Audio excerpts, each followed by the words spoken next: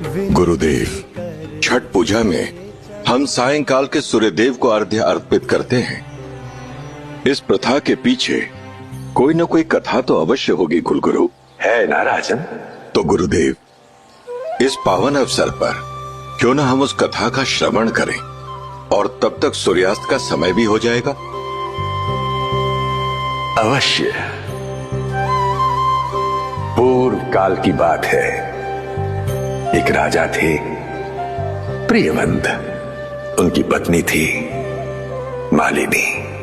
अनेक वर्षों तक उनको संतान की प्राप्ति नहीं हुई।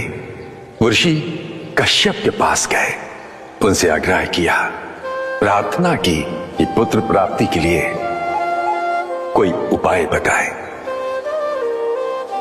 तब ऋषि कश्यप ने पुत्र प्राप्ति के लिए एक यज्ञ किया और यज्ञ से उत्पन्न हुई खीर को रानी को खिलाया। उस दिव्य खीर के प्रताप से उन्हें पुत्र की प्राप्ति हुई। पुत्र तो प्राप्त हुआ,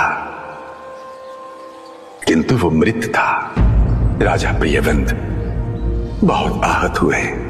वो अपने पुत्र की मृतदेह को लेकर शमशान गए और उन्होंने अपने प्राण त्यागने का भी निश्चय किया। और जब वो अपने प्राण त्यागने का प्रयास कर रहे थे, तब वहां एक देवी प्रकट हुई, जिसका नाम देवसेना था। उस देवी ने राजा को बताया कि मेरा नाम षष्ठी देवी है, तुम मेरी पूजा करो।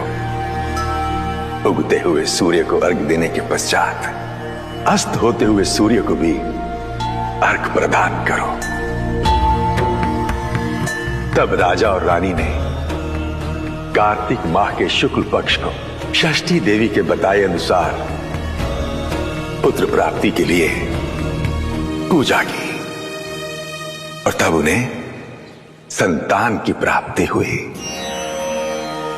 और तब से कार्तिक माह के शुक्ल पक्ष की षष्ठी को सूर्य देव की पूजा का विधान आरंभ हो गया। गुरुदेव, इसका महत्व मात्र इसी कारण है या कोई और कारण भी है?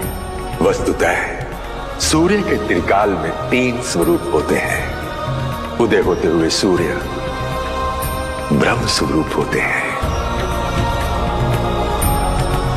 दोपहर में विष्णु और संध्या काल में शिव स्वरूप होते हैं।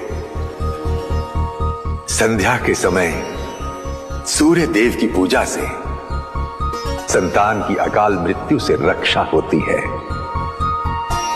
और यही कारण है कि छठ के इस पर्व पर अस्त होते सूर्य को अर्घ्य दिया जाता है।